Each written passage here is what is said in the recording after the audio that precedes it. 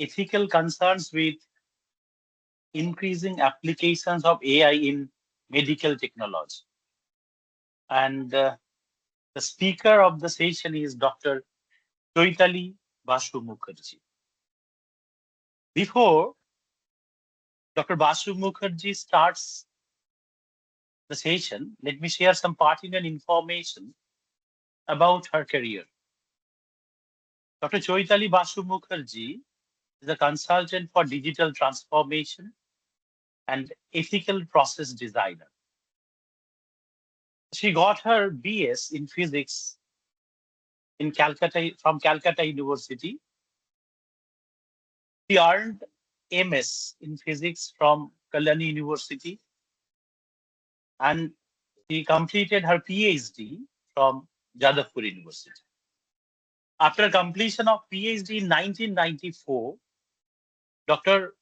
Basu Mukherjee worked on developing software using Lange's algorithm. He used Monte Carlo simulation for studying statistical systems.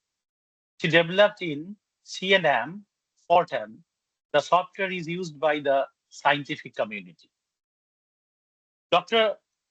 Chaitali Basu Mukherjee worked as system engineer in A&T, USA from 1997 to 1999. In this position, she looked after system requirement, system engineered multiple data source interfaces, and streamlining IP ordering. From 1999 to 2000, she worked as a product manager when she coordinated end-to-end sales, technical networking, and marketing. In 2000, for less than a year, she worked in Kinetics Inc. as IT manager, supporting a group of 38 people and training manager to improve skill set of engineers. In 2001, she joined eForce Inc. She worked as project manager, leading a team of technical architects and engineers. She looked after planning and execution of projects. From 2001 to 2004, Dr. Basu Mukherjee worked as senior project manager in Connectiva Systems Inc. During her tenure, she participated in analysis and managed recruitment, managed the software team with developer, tester, and the release team. From 2004 to 2008, she worked as manager, support service, managing training and pre-sales.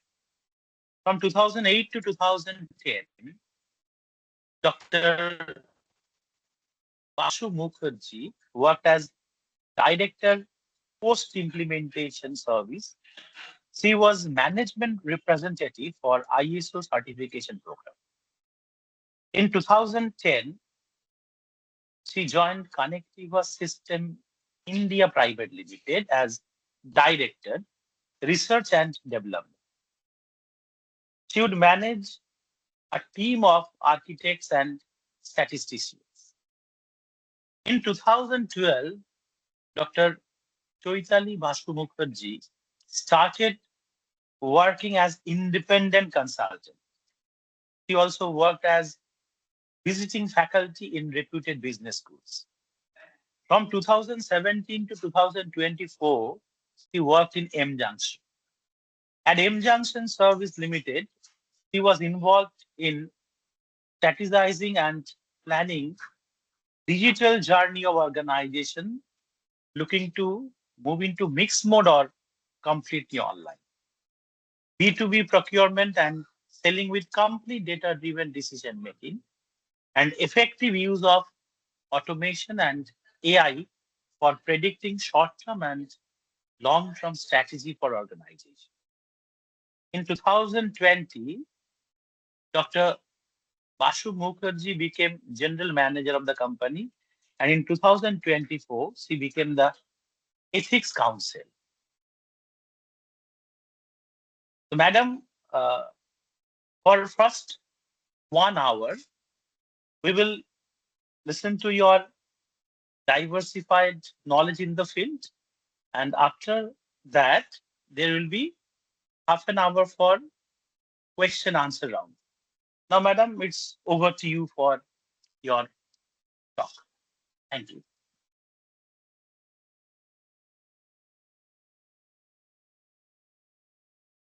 Madam, you need to unmute yourself. Yeah, sure. Thank you so much. Am I audible now? Yes, madam, you're clearly audible and visible. Okay. So I will turn off my camera so that the bandwidth is more available for sharing the presentation. With your permission, I can then turn off the camera. Okay, madam. Thank. Good evening, everyone. Welcome. And it was heartening to listen to such a big introduction. And I myself did not ever have such an idea that I have been doing so much work across so many fields. But however, let me see if I can share some of my experiences in these different fields that I have worked in. And a lot of it has to do with AI, and a lot of it also has to do with ethics. So let's start the presentation without much intervention, any further delay. So today's presentation, as you know, it is primarily about the ethical concerns that are arising because of increased use of artificial intelligence in medical domain. Now, ethics is a field which is a little bit away from uh, typical science, and so I will spend a little time, maybe a few slides, 1 or 2 slides explaining what is ethics, because unless we understand what is ethics, it becomes very difficult to understand the dilemmas that are appearing because of ethics. So what is ethics? Ethics, in very simple words, is doing the right thing at the right time with the right intentions. But the problem that arises is, what is the definition of right? So though ethics has a lot to do with right and wrong, ethics also has a lot to do with morality and values. However, it is still a science of morals, and it is not in the realm of pure theology. So before we start out, let us discuss some of the definitions which kind of are used interchangeably in this field. One is values, one is moral, and the other is ethics. Values are a far more uh, core thing for an individual level. It is absolutely subjective, and it results from experiences that the person has obtained interacting with the society absolutely at a personal level. Now, as a society, I mean, even with from the day a child starts interacting with his or her parents, his or her grandparents, teachers, and things like that. And so the basic values that almost all child is taught in some form or other is honesty, kindness, integrity, respect. These are inbuilt in almost all of us. However, we give preference to some and give less preference to some other, resulting in different kind of personal self-worth that we develop for ourselves. Now, as soon as it goes to morals, what happens is, it is not only about our own internal interaction, but also from the belief systems that we follow, the cultures that we come from, the religions that we follow, and the mm, right and wrong that are being defined around us, which helps us to decide whether I am going to do an action, whether what is the intention with which I'm going to do an action. That is where morals come. Now, once these two have been developed in the human society, then people started looking into what is, how can we develop something in a more structured manner with more consensual understanding among members of the groups who are going to follow that particular um, moral science, and that is when ethics started coming in. So ethics is much more objective, ethics is much more a structured framework, and ethics shares a correct understanding with a more consensus among the group. So you already are aware that there are professional codes of conduct, the financials have a particular code of conduct, the lawyers have a code of conduct, the doctors have a code of conduct. So every kind of field will have their own code of conduct, which is developed by the field members with more consensus among themselves.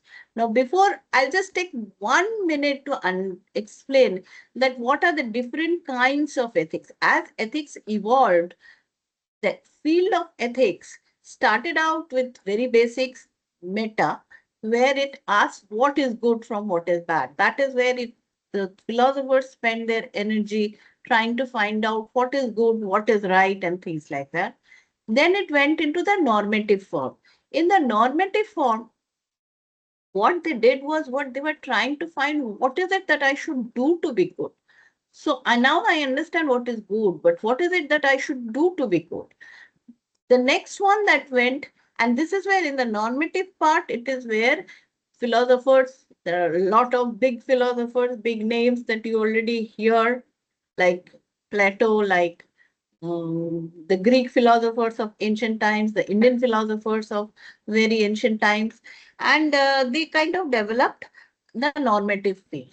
Then came the descriptive field when communication and world movement became much more common to the human race. Then they started observing that something that is right in one society may not be considered right in some other society. So that the descriptive part is where they start acknowledging without being judgmental that a thing can be right and wrong in different circumstances.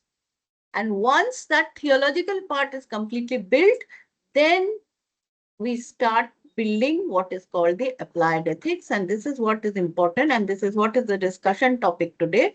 And of the applied the ethics, there are many fields. Almost every field has a ethical system that is developed for them. Somehow, some have more structured, some are unstructured, but some kind of ethical field has to be there.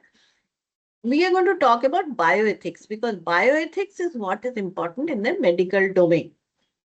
Now, bioethics, as I will go through the presentation, you will see it itself is very complex because even though very well laid out rules are there, in reality situations arises which increases complexity within the parameters and it becomes difficult for a practicing person to actually understand whether he is following the ethical parts or not, whether he is being ethical or not. But what has happened with increased use in AI is, along with bioethics, both business ethics, because these AI components are being built by organizations that are information system builders. So the business ethics of the information systems companies and the business and the environmental ethics of the sustainability group has played a very important part, and both of them have complicated the field of bioethics even further. And that is where the fear of how do we handle new situations, new complicated situations in the field of bioethics becomes even more important as we go through the journey of increasing AI into the medical fields. Now, I will skip this slide because I have already talked about it. What is meta, what is normative? And among the normative, there are three theories. As I said, that there are big philosophers who have brought in theories. One theory is utilitarian. Anything that is good for maximum number of people is an ethical act. However, deontology, the next theory they came is deontology, which says that anything that is within your duty, irrespective of whether its consequence is something that is good for you. Now you will understand that why one theory could not work for everybody. Because when in an army, when a soldier is facing an enemy soldier, if the soldier tries to see if maximum good is happening for maximum number of people or not, then it becomes a very challenging thing. Where is it good? Everybody else can sit at their home and discuss about war in very utilitarian way or in other ways, but a soldier cannot do it. A soldier will have to fight with a deontology kind of mindset. Then there came virtue of ethics, where this is where the human race started bringing in religious and beliefs within their ethical system, where everybody has an understanding of what a virtuous person should be doing. So any action, when you are faced with an ethical challenge, you will go back and think what a virtuous person according to you should have been doing this, and whatever that person will be doing is what you do, and that is ethical. And this is what complicates a lot of things. And in the current geopolitical scenario, you are all aware that this has complicated a lot of things, and people start mixing religion and politics and do all such things. And the final one is ethics of care, where actions based on human connections, and this is where you are looking at the person on whom you are going to do an action, and you are considering all the pros and cons of that person. And this ethics of care is what becomes very important in the bioethical cases. Now let's understand what is bioethics.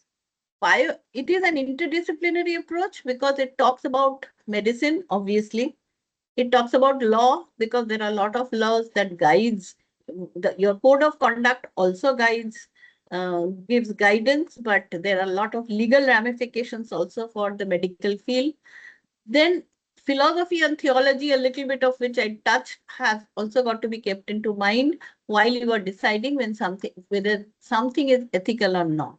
The bioethics practitioners are called bioethicists, and they work everywhere in hospitals, in research labs, in universities, in policy making departments, so to ensure that these fields are having proper code of conduct and to ensure no unethical practice seeps into any of these fields. Now, some of the areas where it becomes very, very essential for bioethics to play a role is one of the area is end of life care. So at an end of life care, you will have multiple people having multiple opinion of what care should be given to a person who is almost at the end of life, and where you know already that you are not able to help the person survive for go back to a normal life. The next one is abortion rights. At what week should be the threshold beyond which you can recognize the right of a fetus above the right of the mother. Lots of genetic testings are now being done. So at what point, at what threshold will you consider a fetus genetically should not be brought in genetically so defective that it should not be brought into this earth? Are we actually discarding a lot of the fetuses who are otherwise kind of healthy and could have led a good life? And are we doing that? So all of these becomes very, very important. In these areas, these bioethics become very important. Now, what are the pillars on which bioethics works on? So as I said, they are everywhere. They are in hospitals, they are in research labs, they are in universities and everywhere, and even in departments where policies are being formed. Now they are working in the medical field. They will work on patient care. They will see if the patient care is, they will ensure that patient care are given utmost importance. They will work on informed consent from the patient side. They will work on end of life decisions for the patients, and they will work on patients' rights, individual patients' rights. In the research field, they will actually focus on the dignity of the subject chosen. Subject may be humans, but in most of the cases, subjects, when a research is going on, early research requires more use of animals.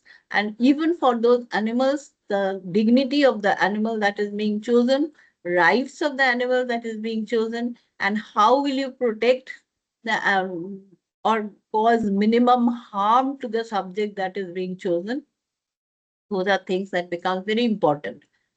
Then you have environmental impact, because they every time you take a decision, you have to remember that the impact of that activity on the planet, on the earth, on the plants, on the other animals, on human uh,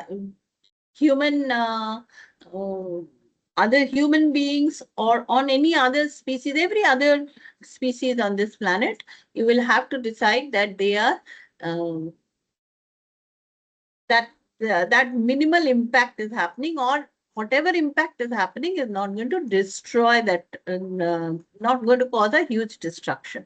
And finally, in public health, as we have already all experienced corona situation, we know that disease prevention sometimes becomes very um, becomes difficult. Disease prevention requires vaccine research and lot of investment in those areas.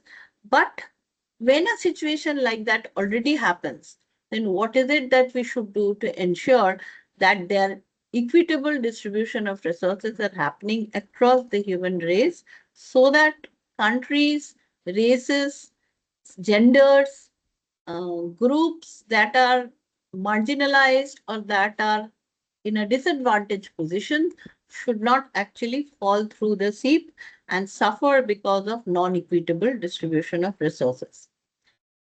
Now, the four pillars on which bioethics works, and these are very important, because every time a bioethist forms a policy, they have to remember these are the four areas in which they will have to measure their policy against.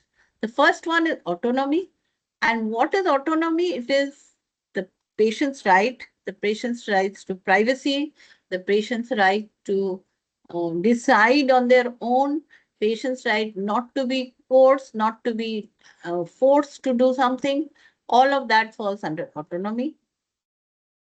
Beneficence, which means that the patient's best interest must always be kept in mind. There are lots of other factors we all know that comes into handling uh, patient cares, or even handling a research lab. But beyond all of that, the patient or the subject's best interest will have to be kept in mind.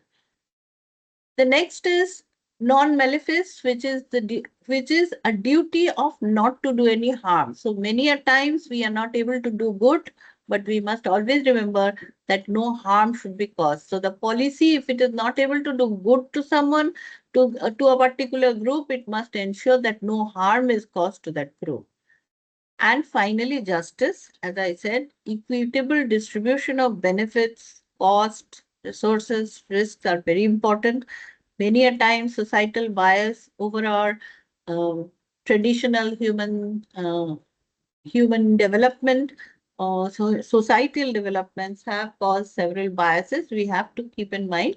Now, many of you will think that these are all utopian thoughts, and these are not really never possible in reality. When, and believe me, ethics is actually utopian thoughts. A lot of it is utopian thoughts. But if you think about it very closely, you will realize that a lot of things about 50 years ago, which we thought were utopian, have now become compulsory. So unless we aim for the sky, we will never reach even the top of the tree. So with that kind of a thought process, the pillars of bioethics have been created.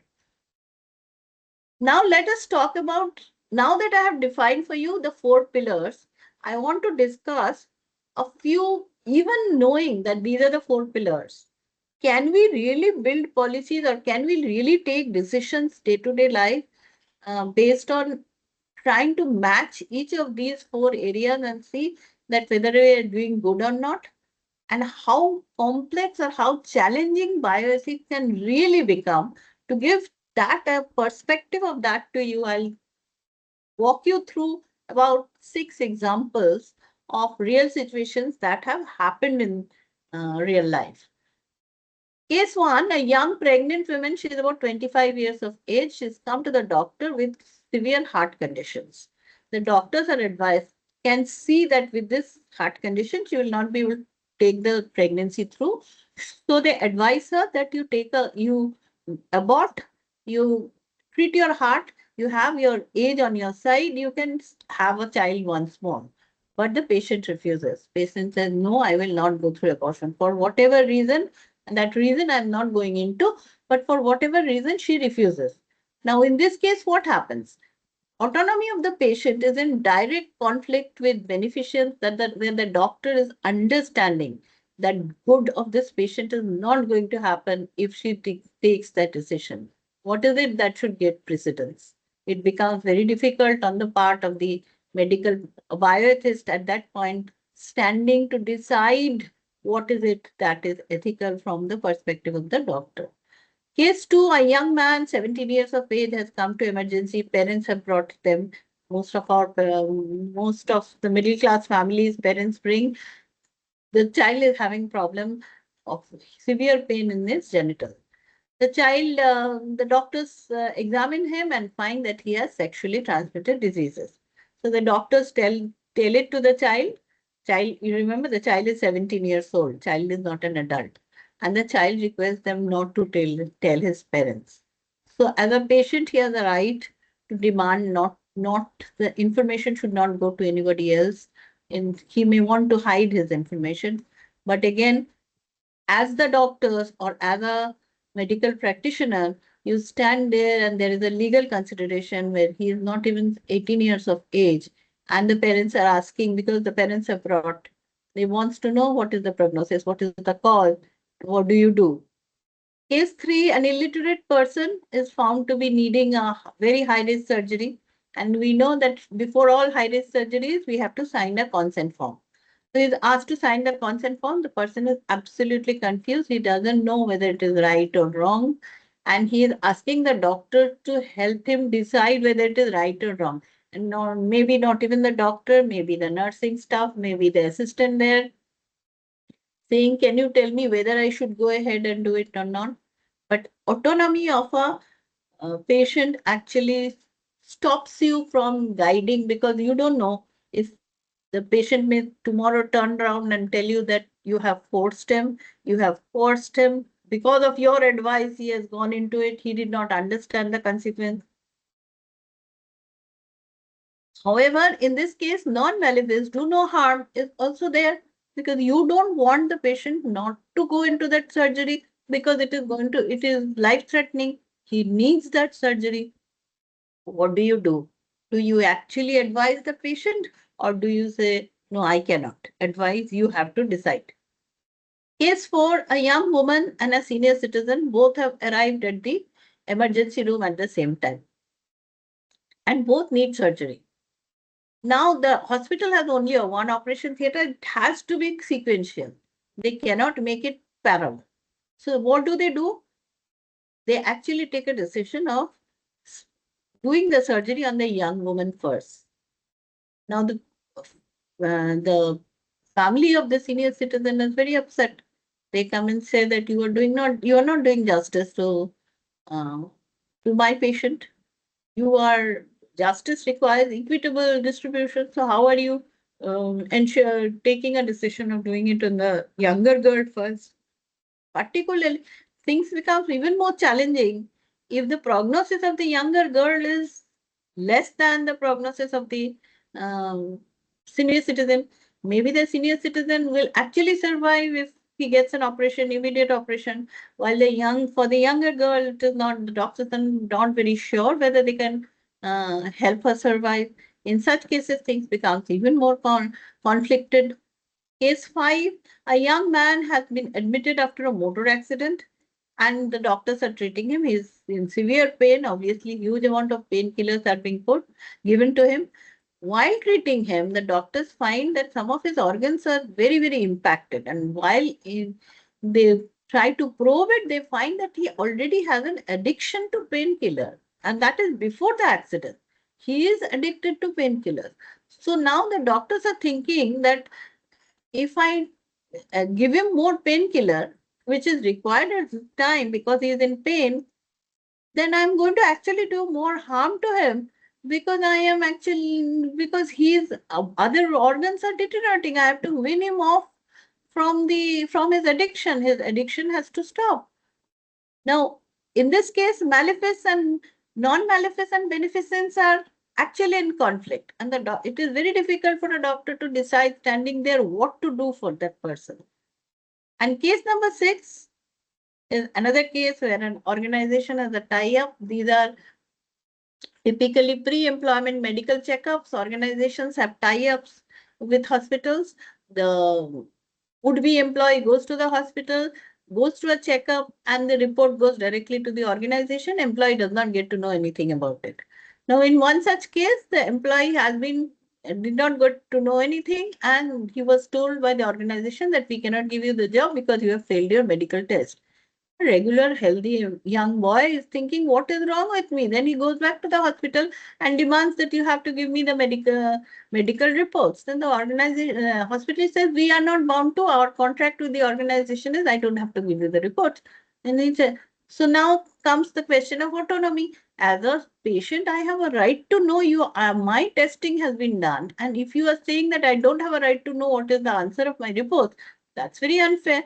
So if the organization, if they leak out the report, if they give out the reports even in exchange of money, what happens is now the patient finds that he's HIV positive, and that is why the organization is refusing. The patient takes the organization to court saying that I have a desk job. How does HIV positive have an impact on that? I don't have any sexual interaction over there. So why are you denying me the job? So the organization now comes back to the hospital saying that, why have you given him the report? Our contract was only to give it to us. Now, can the hospital not give a report to a person who has been tested? So there again, autonomy comes into play, and then there's a huge conflict. So now you can understand the kind of challenges that bioethicists actually face every day. Now, many of these actually go to court, and in countries where doctors are taken to court, it becomes very, very difficult. Now, the next point that we have to talk about is in the IT sector, what is it that business ethics talks about? But before I do that, I want to take you through what is artificial intelligence, because unless we understand what is artificial intelligence, we may be either overthinking, or we may be either being too callous about what the problem is. Now, so let's understand what artificial intelligence is. We already always had tools, right? We all have microwaves, we all have use cards, all of these are already there. So what is so special about artificial intelligence? Artificial intelligence actually does some work which we have always thought required human intelligence to perform. We never thought a machine would by itself perform this. That is where artificial intelligence is a little bit different, and it is not really a tool. Sometimes it becomes an agent in this whole process of interaction between humans and machines. And how does artificial intelligence learn anything? Because humans learn from interaction, humans learn from their experiences, humans learn from knowledge acquired. So how does artificial intelligence learn? It processes huge amount of past data and finds out patterns for itself. And then based on the patterns, it makes decisions on what the current situation is. So in the current situation, you give it a particular set of information. It looks at similar patterns of such informations, patterns derived from such informations, and then decides what is to be given as the outcome. That is how artificial intelligence works. Now, there are artificial intelligence is divided into two types. One is capability, one is functionality. While the capabilities of narrow are very limited, where it is like a voice assistant or a face recognition, which are continuously used nowadays. So you have a your entry or access to a place is through face recognition, and what it does actually, it saves your old photo pixel by pixel, and then when you stand in front of it, it has a camera, it takes your photo and then match pixel by pixel and allows you or decides not to allow. That is that is how it is, and it is very simple. So then there is nothing really to fear from that kind of AI. The next one is general. And here comes the challenge where the AI is already deciding a lot of things. A Siri or an Alexa, many of you may have already used it, will know that you can tell Alexa to play a music with a particular tone, particular humor, particular kind of particular singer, particular songwriter, and it will actually play it for you automatically. You don't have to do anything. You recognizes your voice, it takes information and does it. There are examples where it actually looks up your phone book and books a doctor's appointment for you. So this is where already it is taking decisions, and here the challenges will also come in. Super intelligence, fortunately, we are still not there, but sooner or later, in as early as 2 years or as late as 10 years, you are definitely going to see super intelligent AI, and that is where the maximum challenge is going to come in. No, I wouldn't go through the functionality in detail because it is more about technology and uh, less about the medical challenges that we will be in healthcare challenges that we will be talking about. So I'll spend just a few minutes on business ethics. The reason business ethics becomes very important because unlike all other professionals, uh, the IT sector engineers are beyond uniform ethical mandated code. So they do not have any ethical mandated code. And you cannot hold them responsible for any problem that a software has created. That is the problem that happens.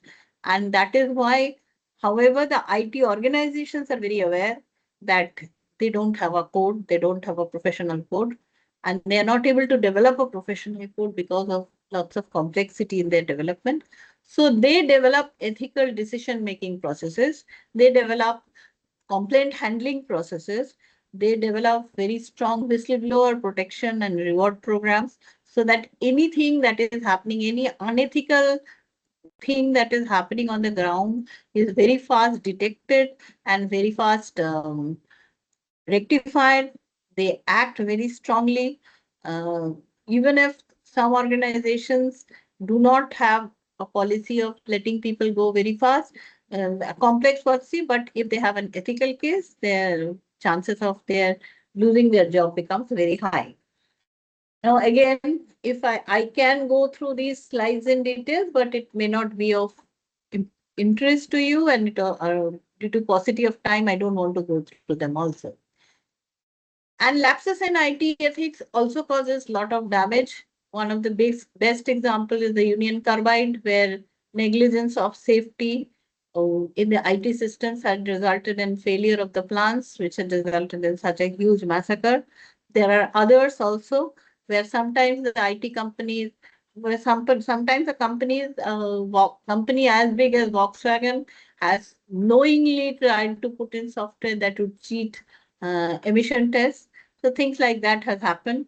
As recent as maybe a couple of years ago, Cambridge Analytica has actually stolen a huge amount of data from Facebook users without taking their consent, without going to their or through their process of autonomy.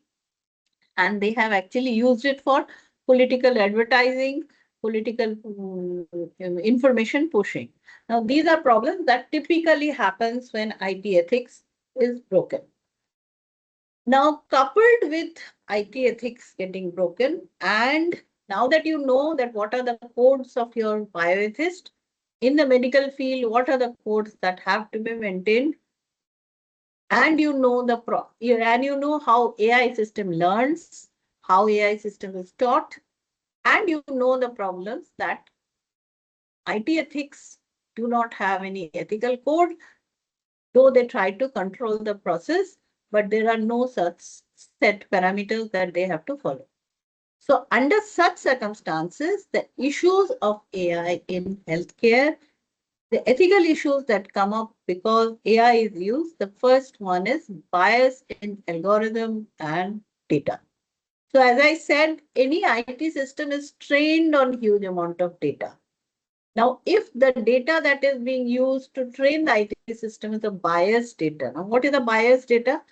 When you are going to apply that data or when you are going to apply symptoms of a particular disease among a huge set of people, if the data that you are using is very narrow, let me give you a specific example. Between 1930 and 1950, most of the US universities had white males as prevalent people.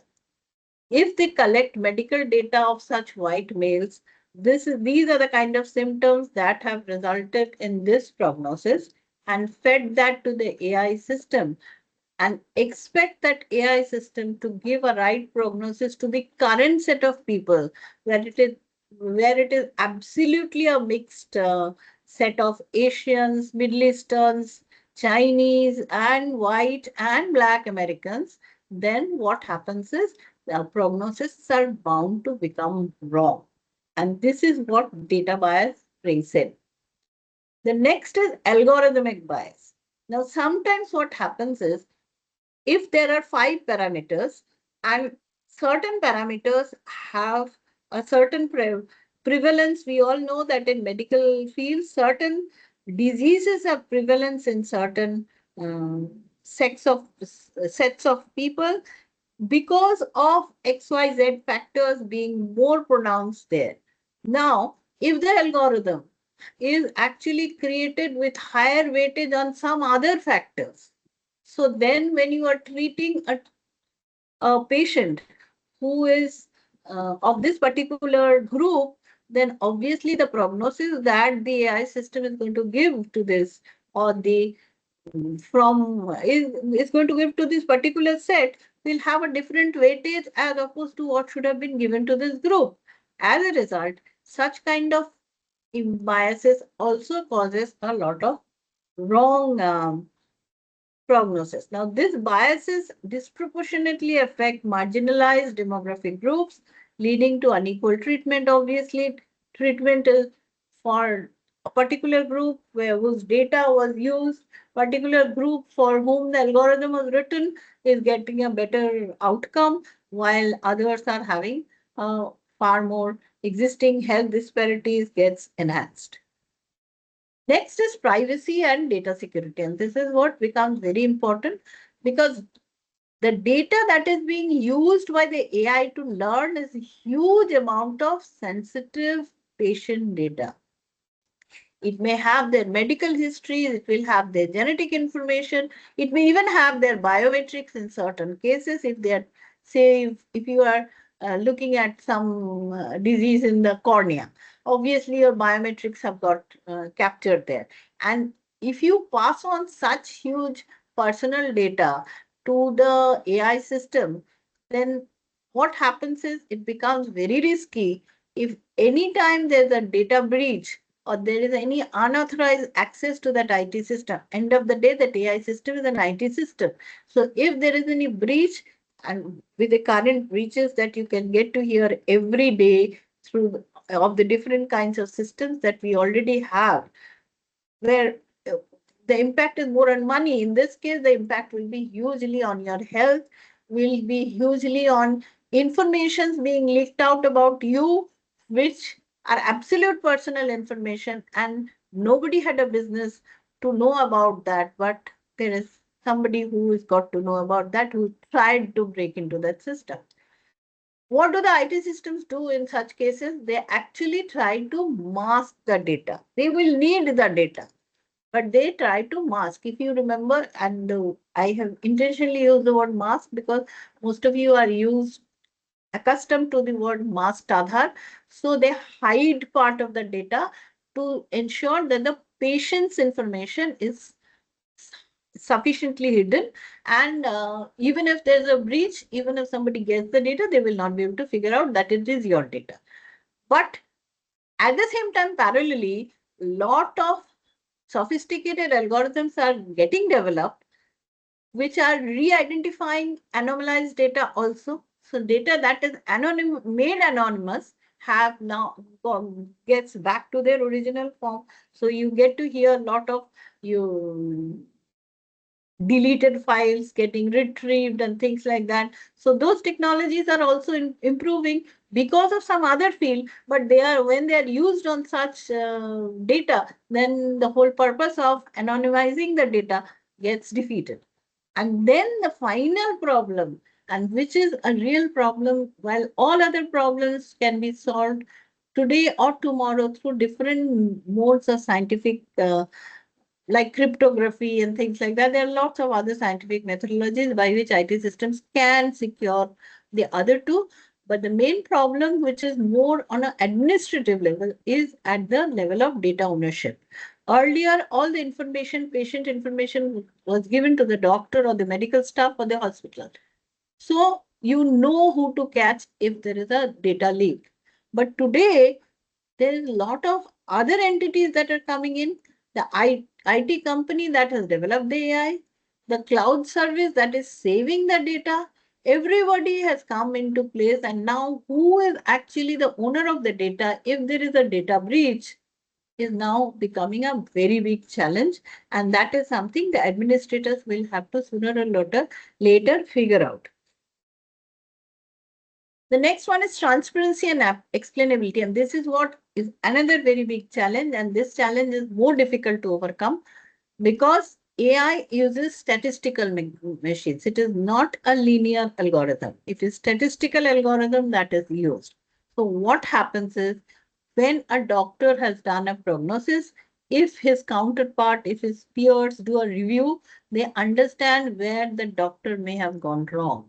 But if an AI system has gone wrong, then it is very difficult to understand because the AI system acts as a black box. You don't know whether it was wrong use of training data, whether there is some problem in the algorithm, or whether the patterns recognized were different, whether the application of the pattern on the current data that has been pushed to it is different. It becomes very difficult, and transparency of the decision is absolutely hindered.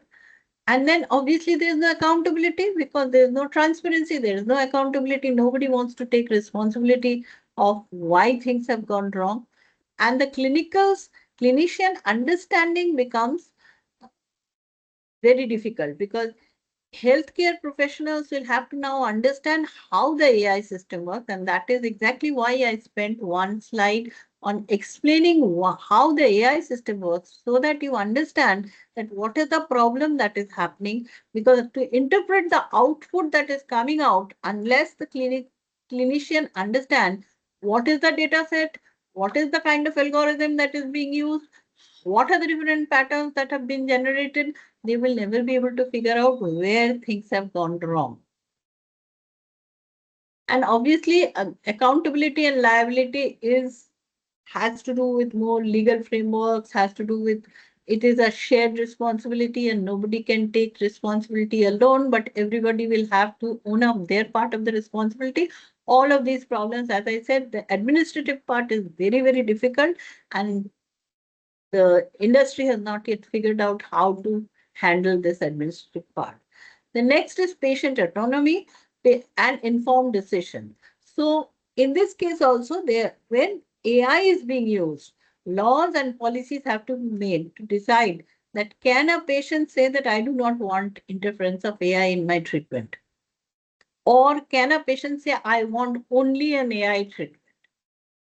Can when if the interaction is with a robot, will the robot be able to communicate to the patient? Because when a patient comes in, the patient may be in several cases, the patient may not be in a very sane, in a very stable frame of mind to be able to take proper decisions or to be able to understand in the flow that a typical robot or a typical set of communications happens. When they're interacting with humans, we often try to modulate our communication based on what the person who is hearing is able to receive. So is an AI or a AI tool ready to be able to do that? Till now, no. And decisions of the patient taking control, because many a times if you decide that AI is going to do the end-to-end, AI starts the activity in between. If it is a human and the patient says to the medical team, I don't want to go through this, I am feeling afraid, I'm feeling anxiety, I'm feeling a lot of other things, you can stop. But will it be possible with a completely AI driven environment? Can you reject the AI recommendations at any point of time? You may there may be points of rejection in the beginning or at the end, but can you reject at any point of time? And then, of course, as I said, the justice part, which is access and equity, that becomes a challenge, because as it is for a layman, an educated layman of a different field, AI is a very difficult field. AI is a very new technique.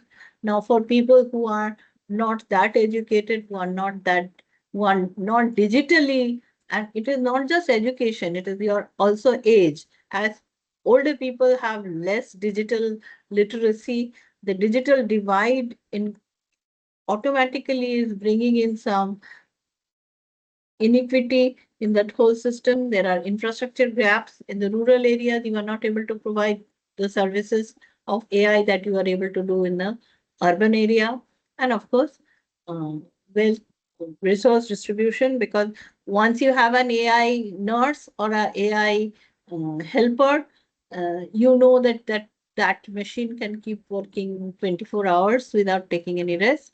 So the chances of your decreasing people, um, you are more motivated to do that, and that can result in huge problem with resource distribution. So what do we expect from an AI system? Now, unless we understand what is it that we expect from an AI system, now that we know what are the problems that can happen, if we don't understand what is the problem, what are our expectations from the AI system, then we cannot build proper AI system. So obviously we want AI systems to be fair. We want more explanation. It can't behave like a black box. We want robustness. We want more dependable. We want it to be secure. We want it to be dependable. We want that our data that is being given will remain secure. It will not be hacked. It will not go into the wrong hands. We want more transparency, and we want privacy protection, that all the privacy things that I used to have earlier should not be compromised because AI is being used. Now let us look at some of the ethical cases that have already happened because of use of AI. So there is a diabetic care app, Charlie, in US, and which is very, very useful which initially was found to be very useful.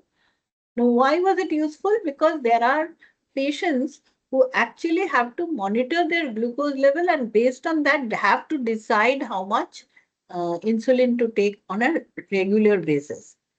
Now, in such cases, the patients, obviously, patients are not medical people. They are, chances of them making mistakes is also high. So they build an app which will collect information from the smartwatch about the amount of movement that you have done.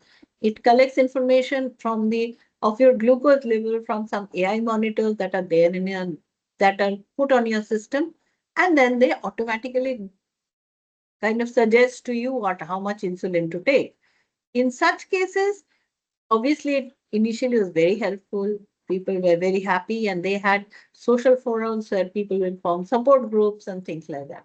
But in the longer run, it was found that user data is getting misused, because my data that is continuously flowing into the AI system and that is being used for training the AI for future prognosis are actually getting misused, getting chances of it getting non-anonymized enough, and my information getting leaked out to others has become high. And also, the other problem that has happened is, because it is always a system and there is a whole support group who are talking very intelligently about how much insulin and how much it has helped and things like that, there are people who are not that savvy or who are not that expressive. So for them, they are continuously feeling isolation, and a mental problem or a state of mental depression is getting in. So this app, though it was very helpful, though it was done with the right purpose, actually in the long run they did not find it to be a very sustainable one. The other app they developed was a cancer screening app. Because of lack of radiologists and because they wanted to do early screening on a huge section of the people, they thought of developing an app. But again, this app, use of this app, they were not able to do very equitable distribution because uh, in the urban areas, in the again digital savvy people, it was easy to use. But for the people who are less digital savvy in rural areas, they were getting left out. And also in the screening, they come up with, yes, you have cancer, you have possible cancer, or you have a pro propensity of having cancer, things like that. And that creates a huge amount of uh, anxiety in the population. And you don't know, many a times they have, when they are actually brought in and done the traditional screening, it is found that the app had given a wrong result. So how do you verify whether the app had given a right result? Ultimately, if there is a huge section of people who are running back to the traditional system and banking on the radiologist, then the whole purpose of the app gets defeated. Then there are use in AI in drug discovery. AI can be used in drug discovery. It helps accelerate use because you have to understand, apart from processing huge amount of data, AI's ability to process very fast, unlike human brain, which takes a little bit time to process, the machines can process in super fast ways. So that is also a very big advantage of AI, and that also helped in the drug development mechanism. But again, data sharing, intellectual property, conflict of intellectual property, potential influence on decision making, that all of that had caused, um, has not made it very, very comfortable. And these are areas that have to be sorted out because the advantages of AI has to be used. In radiology and pathology, again, detecting diseases, predicting prognosis, all of that is very helpful through AI. But then validation of result accuracy and whether any biases got into the prognosis because of either data or algorithm has to be continuously validated.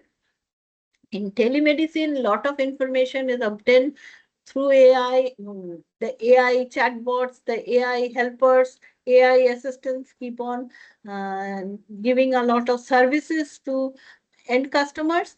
But then when they are collecting data, sometimes they are asking questions which, and human intelligence, as I said, that when humans interact with another human, we always try to gauge the other person and see whether the other person is able to give the right information to me, is able to take what I'm saying correctly.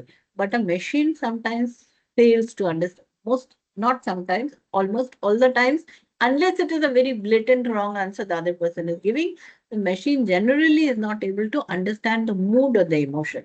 Now, again, as I said, as super intelligent AI will become, maybe machines will be able to understand our emotions and will actually be able to help us more.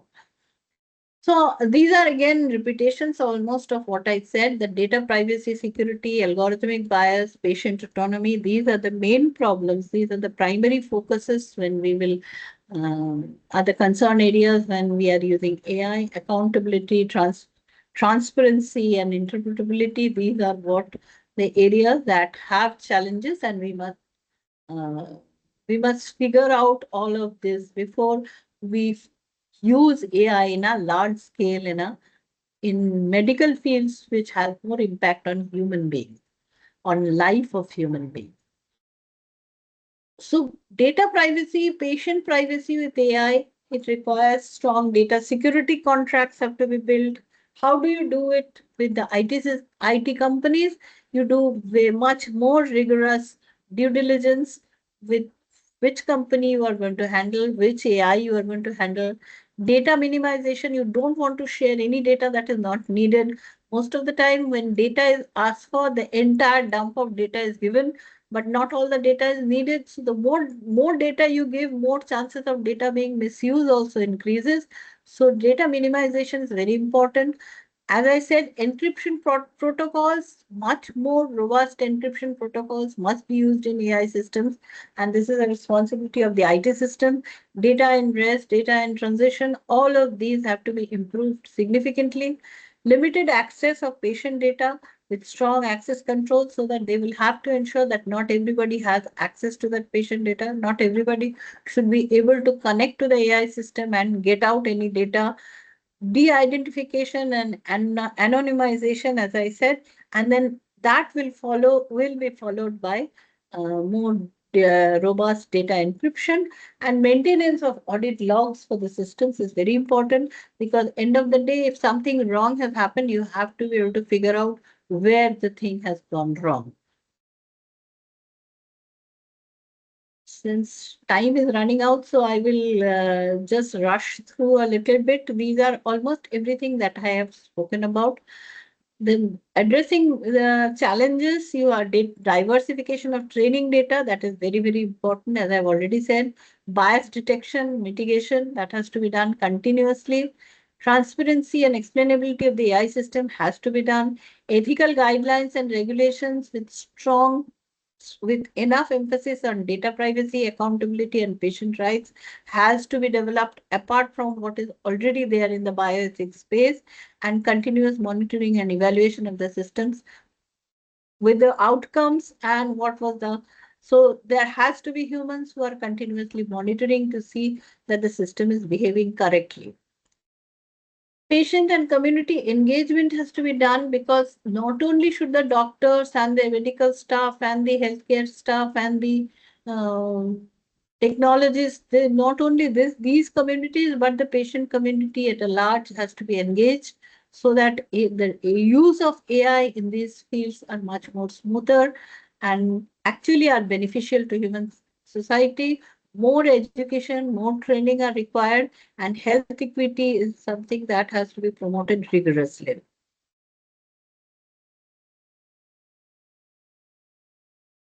So I will not go through the details of what happens when robots are used. These are very similar to whatever I have already talked about. These are the basic fields.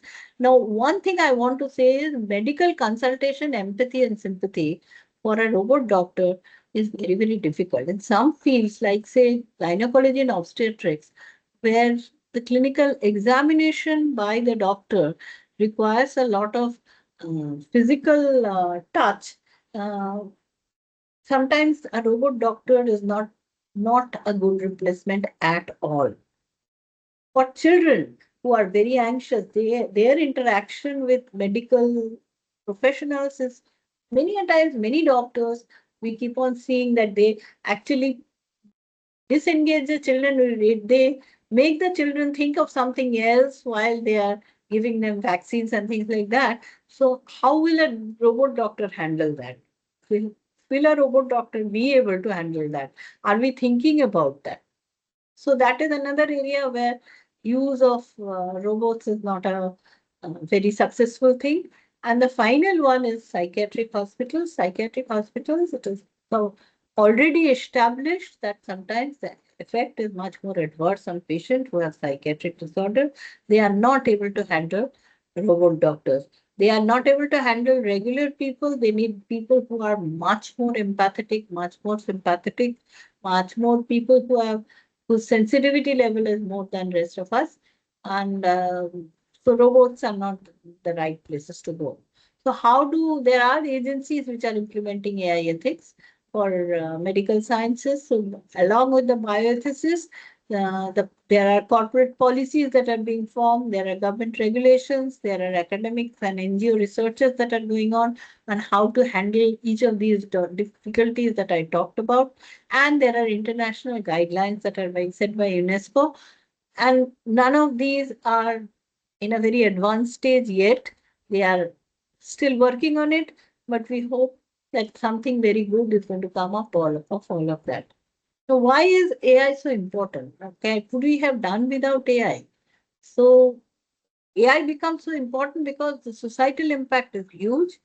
Risk mitigation with AIs have to be done very strongly because there's significant job displacement, and where you can use AI, where you cannot use AI, that has to be worked out very, very strongly. Building trust, because the IT systems, as I already said, the it is the biggest challenge for IT organizations is to build trust. When a organization builds a cup, you can see a cup, you can see the problems that the cup has, you can see all the all the nitty-gritties that the cup has. But when you get an IT system, you really are able to understand that whether it is a perfect, what is the quality of the IT system. So naturally, building trust uh, becomes very, very important. Can we avoid AI in healthcare? No. Why can we not avoid? Because it changes how the AI healthcare is delivered. Telemedicines become very, very important. Those are also part of AI. So they are connecting you to a different place. Robots, use of robots where there are no doctors, physical doctors are also being done. So those are helping communities. So you cannot just say no, we will not use at all. So it is making naturally it is making healthcare more efficient and responsive. Sometimes, as I said, human accuracy, human errors are reduced in some of the AI systems. Sometimes humans, with because of huge load, are able to, possibly not able to think beyond 15 hours, 20 hours, 25 hours, 48 hours. A human brain becomes very, very difficult to think and come up with. Maybe a simple thing sometimes gets lost. But for a robot, since it does not require any rest, so the outcome is always very, very definitive. That is where the human errors can get reduced because of use of robots. Then decision making is also faster and operation cost is lower because when you needed humans, you may have needed 2 or 3 people, which a robot can do, where you can have one robot serving you throughout day and night for continuously 7 days, 10 days. Of course, it requires maintenance, but that would not be more than that would be a gap of 10 days at the minimum.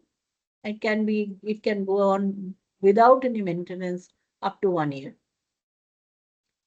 So ethical guidelines for AI system is obviously fairness and bias mitigation, transparency and explainability, and accountability, privacy, security, all the things that are there in your bioethics like beneficence, non-malefice, and justice, human autonomy, all of these are very, very important. With that, I think I have already overshot. I would request you to ask questions if you have any. Participants, you may ask question to our speaker, ma'am.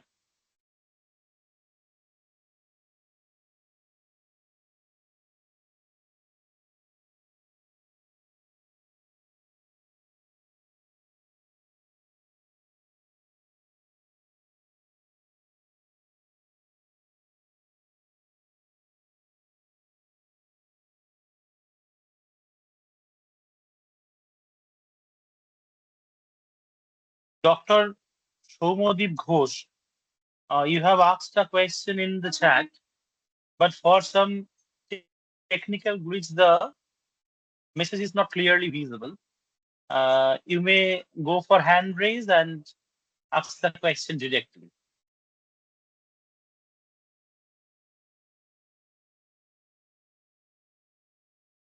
So I can see what he's written in the chat. Maybe I'll respond if you permit me. So Yes, ma'am. what you are asking is a very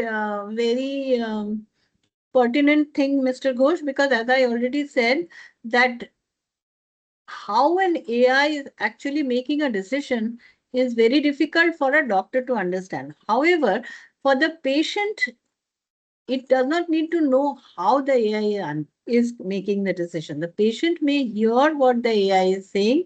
The AI will tell the patient what are the pros and cons of the situation. AI will give a lot of information on what are the pros and maybe 5 different kinds of solutions and give pros and cons of each of them, and then ask the patient to make an informed decision of which solution they want to go with. Now um, that is actually possible, but you understand that that itself is a very big challenge for the patient, right?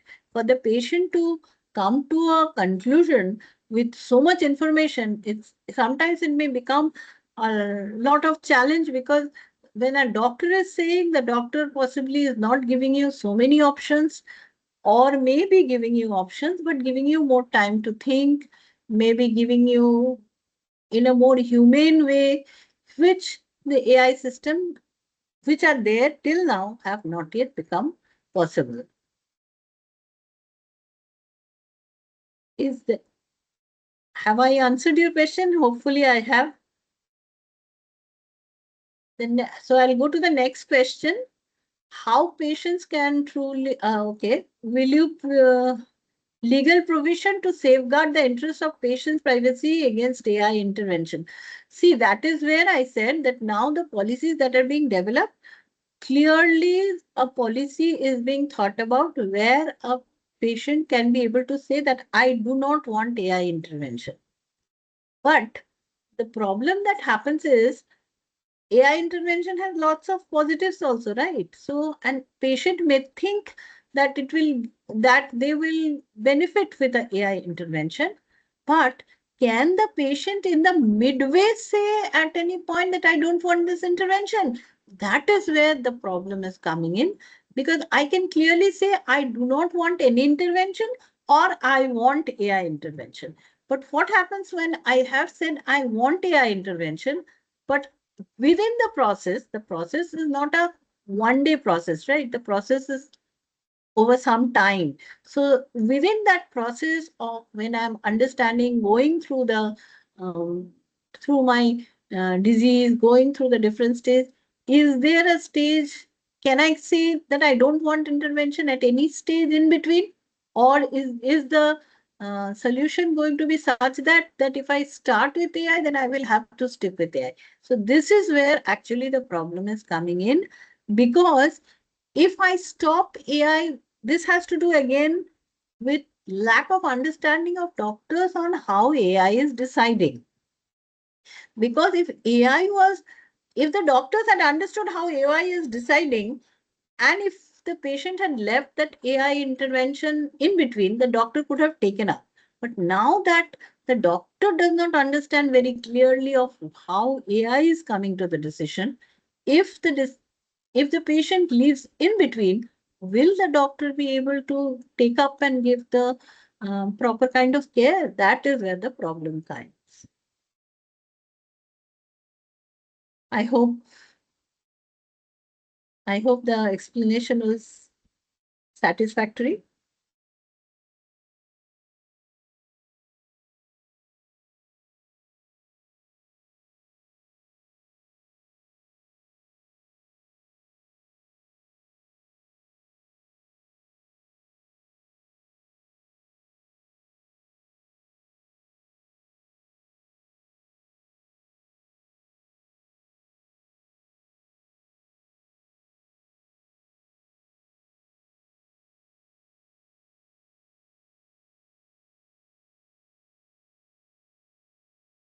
Okay, the next question is how to address the problem of data leakage in securing cloud-based AI healthcare systems. Will encryption only suffice? See, only encryption is not going to suffice. As I already said, that there are ways of de-anonymization, but then as the de-encryption algorithms are improving, de-encryption algorithms also have to improve. So naturally, as they are improving, de-anonymization is also going away. So only cryptography, only encryption is not going to suffice. Access control, there is a standard in of ISO, which is called ISO 27001. It deals in details of data security in any IT system. So it has some more than 150 clauses and controls, And every IT system is supposed to be undergoing each of those clauses and controls. And as they undergo those clauses and controls, it is expected that the IT system is going to be secure. But with cloud problem coming in, see, when cloud is happening, earlier what used to happen is in any IT system, the data was residing in the organization which has built that IT system. Now the data is going into your internet cloud. Now, it may not be going over internet, it may be going over a close VPN, but in even there is a communication layer, there is a different provider who provides that communication layer, there's a different provider who provides that cloud space, and there's a different provider who is actually passing the data from here to the cloud. So all of these providers will have to maintain their security system in the highest order to be able to actually ensure that your data is completely safe. And access is obviously always a problem, and you will and you'll be surprised to hear that while we hear a lot about data getting stolen and we think that it is outsider who is stealing, 99% of the time, all the theft is happening internally. So there is somebody who knows, somebody who has access, who has given that access to someone else, which is resulting in this. How do we get over that human problem, and what are the legal bindings that each of these people who have access to such data? That is what is being worked out currently. ISO is setting up standards, has already set up standards for clouds, is currently setting up standards for also such interactions when specifically for medical fields. Hope that answers your question. The next question is how to integrate AI with the existing healthcare system. How can the system be smart enough for use by a layman? All employees in a medical system is not a healthcare professional. You are absolutely right. And even if a person is a healthcare professional, the AI system itself, as I said, it is not a linear algorithmic system, right? It is absolutely a statistical system, and statistical science, understanding statistical science is not, I mean, you actually need a tool to understand a statistical science. It is, you cannot understand by your just your brain. Simple logic will not come up with that statistical. It's not arithmetic kind of, or even algebra. So naturally, uh, it is a challenge for not only the other people who are not doctors, but also for the healthcare professionals. It is becoming a challenge. Now, see, IT people can solve it very easily. They say you don't have to know anything. You just put in this input and you will get an output. But the problem is putting in, if the output is wrong, then where do you find where has it gone wrong? If the doctor and the healthcare people will not know how, so I don't think it is more a problem of whether the person is from healthcare background or not. It is more a problem of how the AI is working is something that is not very clear. So that is where the challenges still remain. It is the, I will be not telling you the complete truth if I say that there are no challenges, because there are robots. Believe me, there are robots which can do a lot of work. There are robots that can do works that are hazardous. There are robots that can do work tirelessly.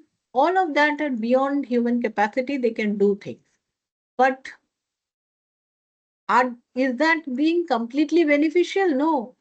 There are lots of examples, as I've already given you, where it is not being beneficial.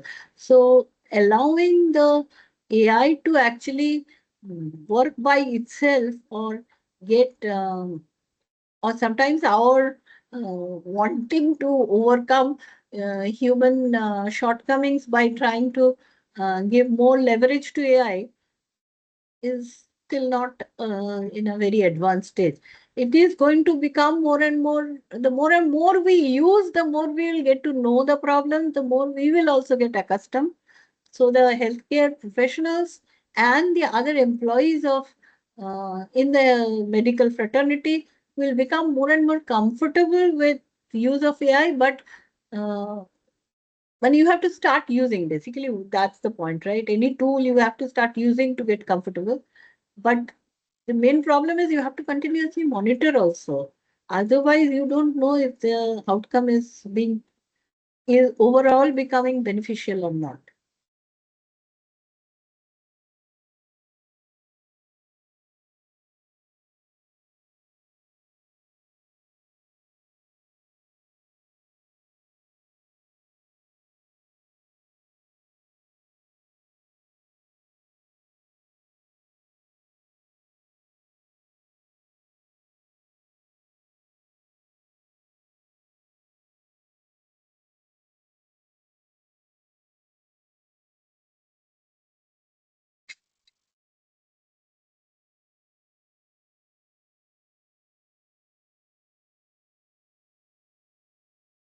Madam, Yes, please. we are at the fag end of the program, and no more question is being asked. So it's time to wrap up.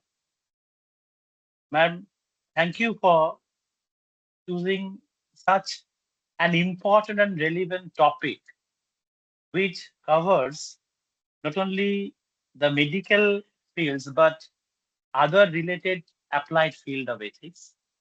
We are really enriched and we are informed. Thank you so Thank you, much. ma'am. Thank you. And thank you for your invitation for speaking in this program. And I would really like to thank all the participants who have listened to the program. And there were such nice and interesting questions. The interaction was really nice.